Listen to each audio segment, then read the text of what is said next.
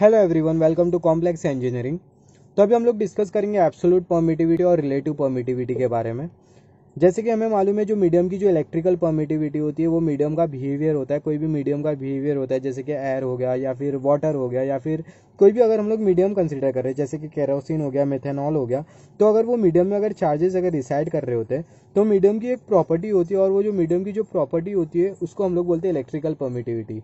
अगर वो मीडियम की इलेक्ट्रिकल परमिटिविटी अगर ज़्यादा होती है तो जो मीडियम होगा वो इलेक्ट्रोस्टैटिक फोर्स को ज़्यादा से ज़्यादा एब्जॉर्ब कर पाएगा, जिसकी वजह से दो चार्जेस के बीच में जो फोर्स एक्ट करेगा उसका मैग्नीट्यूड कम होगा। सिमिलरली अगर कोई मीडियम की इलेक्ट्रिकल परमिटिविटी कम होती है तो जो मीडियम होगा वो ज़्यादा से ज़्यादा इलेक्ट्रोस्टैटिक फोर्स को एब्जॉर्ब नहीं कर पाएगा, जिसके वजह से दो चार्जेस के बीच में जो इलेक्ट्रोस्टैटिक फोर्स का जो मैग्नीट्यूड होगा वो ज़्यादा से ज़्यादा होगा। तो जो मीडियम की जो इलेक्ट्रिकल परमिटिविटी है उसको हमने दो टाइप में क्लासीफाई करे। पहला जो टाइप है वो है एब्सोल्यूट इलेक्ट्रिकल परमिटिविटी, और जो दूसरा जो टाइप है वो है रिलेटिव इलेक्ट्रिकल परमिटिविटी। मतलब मीडियम की इलेक्ट्रिकल परमिटिविटी दो टाइप में कैटेगराइज की गई है, एब्सोल्यूट इलेक्ट्रिकल परमिटिविटी और रिलेटिव इलेक्ट्रिकल परमिटिविटी। तो हम लोग दोनों के बारे में हम लोग डिस्कस करेंगे। हम लोग स्टार्ट करते हैं एक सिंपल से एग्जाम्पल से।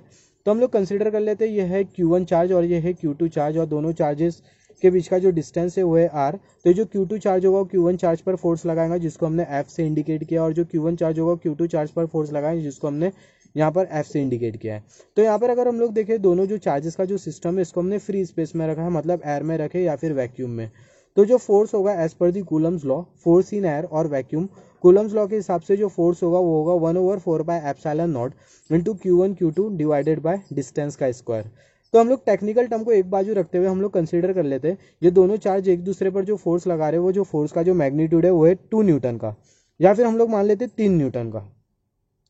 अभी हम लोग क्या करेंगे, दोनों चार्जेस का जो सिस्टम है उसको हम लोग रख देंगे दूसरे मीडियम में, और दोनों का मैग्नीट्यूड सेम रहेगा, दोनों के बीच का डिस्टेंस भी सेम रहेगा। फिर उसके बाद हम लोग देखेंगे क्या होता है। तो अभी हम लोग ये दोनों जो चार्जेस का जो सिस्टम है इसको हमने रख दिया दूसरे मीडियम में। Both system of charges are in water, या फिर हम लोग बोल सकते हैं लिक्विड में। तो अगर हम लोग देखें, सेम सिस्टम ऑफ चार्जेस है, इसको हमने रख दिया वाटर में। तो जब हम लोग ये वाटर में रखेंगे दोनों चार्जेस के सिस्टम को, तो जो वाटर में जो फोर्स एक्ट करेगा दोनों चार्जेस के बीच में, वो जो फोर्स का जो मैग्नीट्यूड होगा वो होगा 0.024 न्यूटन। सिमिलरली अगर एयर में अगर 3 न्यूटन का अगर फोर्स एक्ट कर रहा हो, तो जो वाटर होगा उसमें जो फोर्स एक्ट करेगा वो होगा 0.037 न्यूटन। तो ये हमें फोर्स का मैग्नीट्यूड कैसा मिला इसके बारे में हम लोग आगे डिस्कस करेंगे। तो अगर एयर में अगर 2 न्यूटन का फोर्स एक्ट कर रहा हो तो वाटर में 0.024 न्यूटन का फोर्स एक्ट करेगा। अगर एयर में अगर 3 न्यूटन का फोर्स एक्ट करे तो वाटर में 0.037 न्यूटन का फोर्स एक्ट करेगा।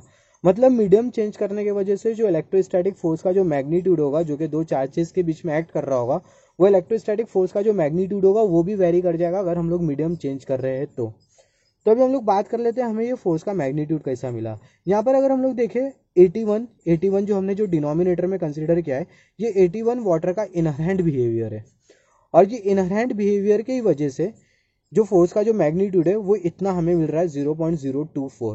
और अगर फोर्स अगर एयर में 3 न्यूटन का होता है तो हमें वाटर में मिलेगा 0.037 न्यूटन। यहाँ पर जो फोर्स इन वाटर है, यहाँ पर हमने कंसीडर किया है फोर्स इन एयर, और यहाँ पर हमने वाटर का इनहेरेंट बिहेवियर कंसीडर किया है। सिमिलरली फोर्स अगर हवा में अगर 3 न्यूटन का फोर्स अगर एक्ट कर रहा हो तो पानी में जो फोर्स का जो मैग्नीट्यूड होगा वो होगा 0.037 न्यूटन, और उसको हम लोग 3 न्यूटन के फोर्स को 81 के साथ डिवाइड कर देंगे, और ये जो 81 है वो है वाटर का इनहेरेंट बिहेवियर।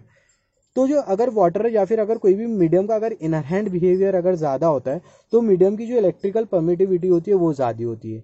इलेक्ट्रिकल परमिटिविटी ज़्यादा होने की वजह से जो मीडियम होगा वो ज़्यादा से ज़्यादा इलेक्ट्रोस्टैटिक फोर्स को एब्जॉर्ब कर लेगा, जिसके वजह से दो चार्जेस के बीच में जो फोर्स एक्ट करेगा उसका जो मैग्नीट्यूड होगा वो कम से कम होगा।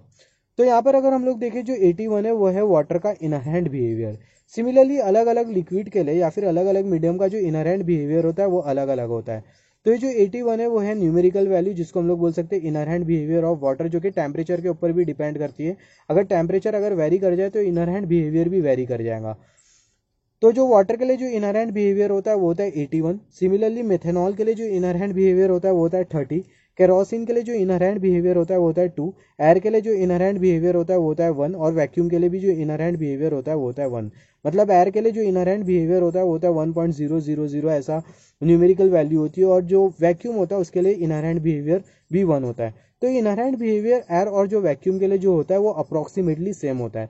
इसलिए जब भी हम लोग फ्री स्पेस बोलते हैं तो फ्री स्पेस में हम लोग या तो एयर या फिर वैक्यूम दोनों में से कोई भी एक कंसीडर कर सकते हैं, मगर हम लोग ज़्यादा एयर कंसीडर करते हैं और दोनों का जो इनहेरेंट बिहेवियर होता है वो होता है सेम। तो यहाँ पर अगर हम लोग देखें ये इनहेरेंट बिहेवियर के वजह से जो मीडियम का जो इनहेरेंट बिहेवियर होता है उसके वजह से दो चार्जेस के बीच में जो फोर्स एक्ट कर रहा होता है वो वेरी कर जाता है। सिमिलरली अगर हम लोग कंसीडर करें मीडियम मिथेनॉल को अगर हम लोग मीडियम कंसीडर करें और अगर एयर में अगर 2 न्यूटन का फोर्स एक्ट करे तो जो मिथेनॉल में जो फोर्स एक्ट करेगा उसका जो मैग्नीट्यूड होगा वो होगा 0.0666 न्यूटन। सिमिलरली अगर एयर में अगर 3 न्यूटन का फोर्स एक्ट करे, मिथेनॉल में जो फोर्स एक्ट करेगा वो होगा 0.1 न्यूटन। यहाँ पर जो 2 है वो है फोर्स इन एयर और जो 30 है वो है inherent behaviour of methanol. Similarly यहाँ पर अगर हम लोग देखें ये जो FM है वो है फोर्स इन मिथेनॉल, जो 3 है वो है फोर्स इन एयर और जो 30 है वो है inherent behaviour of methanol.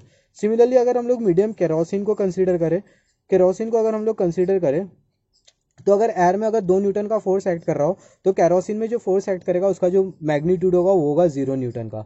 Similarly अगर एयर में अगर 3 न्यूटन का फोर्स एक्ट कर रहा हो तो केरोसिन में जो फोर्स एक्ट करेगा वो होगा 1.5 न्यूटन का। और यहाँ पर जो डिनोमिनेटर में हमने जो 2 कंसीडर किया है वो है केरोसिन का इनहेरेंट बिहेवियर। तो अब तक कि हमने क्या डिस्कस किया, अगर हम लोग मीडियम चेंज करते हैं तो मीडियम चेंज करने की वजह से जो इलेक्ट्रोस्टैटिक फोर्स का जो मैग्नीट्यूड होता है वो चेंज कर जाता है। वो चेंज क्यों कर जाता है? क्योंकि अलग अलग मीडियम का जो इनहेरेंट बिहेवियर होता है वो अलग अलग होता है। तो अभी हम लोग डिस्कस कर लेते हैं रिलेटिव इलेक्ट्रिकल परमिटिविटी के बारे में। रिलेटिव इलेक्ट्रिकल परमिटिविटी क्या होती है? तो जो रिलेटिव इलेक्ट्रिकल परमिटिविटी होती है वो दो जो मीडियम होता है, कोई भी 2 मीडियम जिसमें से जो एक मीडियम होता है वो होता है कांस्टेंट, उसका रेशियो होती है रिलेटिव इलेक्ट्रिकल परमिटिविटी। मतलब फॉर एग्जांपल मैं आपको एक सिंपल सा एग्जांपल देता हूँ। मुझे फाइंड आउट करना है ऑयल की रिलेटिव इलेक्ट्रिकल परमिटिविटी। तो मैं क्या करूँगा, वो ऑयल में रखूंगा 2 चार्जेस के सिस्टम, तो वो चार्जेस में कितना फोर्स एक्ट कर रहा है ऑयल में और सेम चार्जेस पे कितना फोर्स एक्ट करेगा एयर और वैक्यूम में, दोनों का जो रेशियो होगा वो मुझे बता देगा रिलेटिव इलेक्ट्रिकल परमिटिविटी किसकी, ऑयल की। सिमिलरली मुझे फाइंड आउट करना है रिलेटिव इलेक्ट्रिकल परमिटिविटी किसकी, केरोसिन की। तो 2 चार्जेस के बीच में कितना फोर्स एक्ट कर रहा है केरोसिन में और सेम चार्जेस के बीच में कितना फोर्स एक्ट करेगा एयर और वैक्यूम में, दोनों का जो रेशियो होगा वो मुझे बता देगा रिलेटिव इलेक्ट्रिकल परमिटिविटी किसकी, केरोसिन की। सिमिलरली मुझे फाइंड आउट करना है रिलेटिव इलेक्ट्रिकल परमिटिविटी मेथनॉल की। तो मेथनॉल में 2 चार्जेस के बीच में कितना फोर्स एक्ट कर रहा है और एयर और वैक्यूम में 2 चार्जेस के बीच में कितना फोर्स एक्ट कर रहा है, दोनों का जो रेशियो होगा वो मुझे बता देगा रिलेटिव इलेक्ट्रिकल परमिटिविटी किसकी, मेथनॉल की। तो जो रिलेटिव इलेक्ट्रिकल परमिटिविटी होती है वो 2 मीडियम की इलेक्ट्रिकल परमिटिविटी का रेशियो होती है, जिसमें से जो एक मीडियम होता है वो फिक्स होता है जिसको हम लोग बोलते हैं एयर या फिर वैक्यूम। तो जो रिलेटिव इलेक्ट्रिकल परमिटिविटी होती है उसको हम लोग कुछ इस तरीके से लिख सकते हैं, force over system of charges in air और vacuum, force over system of charges in that medium. Relative electrical permittivity is the ratio of electrostatic force between 2 charges placed in vacuum and air to the electrostatic force between the charges placed in the medium whose relative permittivity is to be find.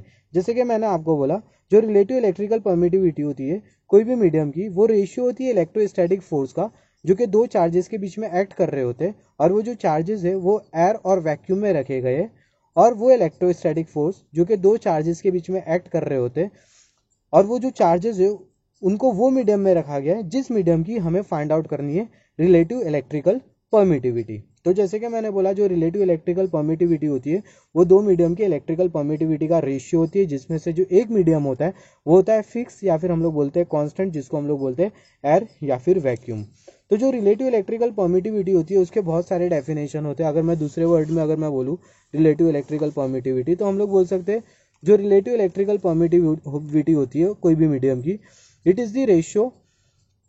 Is the force acting in between the 2 charges place in air और vacuum to the force acting in between the same charges place in that medium whose relative electrical permittivity is to be find. जैसे कि मैंने आपको बोला मुझे find out करना है oil की रिलेटिव इलेक्ट्रिकल परमिटिविटी। तो जो ऑयल होगा, जो ऑयल में मैं रखूंगा 2 चार्जेस, तो 2 चार्जेस के बीच में जो फोर्स एक्ट करेगा वो, और सेम चार्जेस को मैं रखूंगा एयर और वैक्यूम में, तो सेम चार्जेस के बीच में जो फोर्स एक्ट करेगा वो दोनों का जो रेशियो होगा वो मुझे बता देगा रिलेटिव इलेक्ट्रिकल परमिटिविटी किसकी, ऑयल की। तो जो relative electrical permittivity of any medium एक और एक स्टेटमेंट है, relative electrical permittivity of any medium is defined as the ratio of forces acting in between the system of charges placed in air or vacuum to the forces in between the same charges placed in that medium whose relative electrical permittivity is to be find। मतलब जो relative electrical permittivity होती है कोई भी medium की, वो ratio होती है इलेक्ट्रोस्टैटिक फोर्स का जो कि दो चार्जेस के सिस्टम के बीच में एक्ट कर रहे होते हैं, और वो जो चार्जेस है वो एयर और वैक्यूम में रखे होते हैं, और फोर्सेस जो कि दो चार्जेस के बीच में एक्ट कर रहे होते हैं, और वो जो चार्जेस है उसको वो मीडियम में रखे होते हैं जिस मीडियम की हमें फाइंड आउट करनी है रिलेटिव इलेक्ट्रिकल परमिटिविटी। तो ये है रिलेटिव इलेक्ट्रिकल परमिटिविटी। अभी हम लोग डिस्कस करते हैं एब्सोल्यूट इलेक्ट्रिकल परमिटिविटी के बारे में। अगर मैं सिर्फ और सिर्फ कोई भी एक ही मीडियम की इलेक्ट्रिकल परमिटिविटी कंसीडर करूं तो वो मीडियम की जो इलेक्ट्रिकल परमिटिविटी होगी मैं उसको बोलूंगा absolute electrical permittivity of that medium और actual electrical permittivity of that medium. तो अगर मैं सिर्फ और सिर्फ मिथेनॉल की अगर मैं इलेक्ट्रिकल परमिटिविटी को अगर मैं कंसीडर करूं तो मैं बोलूंगा absolute electrical permittivity of methanol. Similarly air या फिर वैक्यूम की अगर मैं सिर्फ इलेक्ट्रिकल परमिटिविटी के बारे में बात करूं तो मैं बोलूंगा एब्सोल्यूट इलेक्ट्रिकल परमिटिविटी और actual electrical permittivity of air और वैक्यूम। सिमिलरली अगर मैं केरोसिन की अगर सिर्फ और सिर्फ केरोसिन की इलेक्ट्रिकल परमिटिविटी के बारे में बात करूं तो मैं बोलूंगा absolute electrical permittivity of kerosene और actual electrical permittivity of kerosene. तो अगर हम लोग कोई भी एक मीडियम की इलेक्ट्रिकल परमिटिविटी के बारे में बात कर रहे हैं तो हम लोग वहां पर बोल सकते हैं absolute electrical permittivity of that particular medium. अगर एयर की या फिर वैक्यूम की अगर इलेक्ट्रिकल परमिटिविटी की सिर्फ और सिर्फ बात हो रही है तो हम लोग बोल सकते हैं absolute electrical permittivity of air और वैक्यूम। तो जो एब्सोल्यूट इलेक्ट्रिकल परमिटिविटी होती है एयर और वैक्यूम की, उसकी जो न्यूमेरिकल वैल्यू होती है वो होती है 8.854 इंटू 10⁻⁻12 कूलम स्क्वायर पर न्यूटन पर मीटर स्क्वायर, और उसको हम लोग डिनोट करते हैं एप्सिलॉन नॉट से। तो जो एप्सिलॉन नॉट है वो है एब्सोल्यूट इलेक्ट्रिकल परमिटिविटी एयर या फिर वैक्यूम की, और उसकी जो न्यूमेरिकल वैल्यू होती है वो होती है 8.854 इंटू 10⁻⁻12 कूलम पर न्यूटन पर मीटर स्क्वायर। तो ये हमने डिस्कस किया इलेक्ट्रिकल परमिटिविटी के बारे में मीडियम की, जो कि दो टाइप में कैटेगराइज की गई है, एब्सोल्यूट इलेक्ट्रिकल परमिटिविटी और रिलेटिव इलेक्ट्रिकल परमिटिविटी।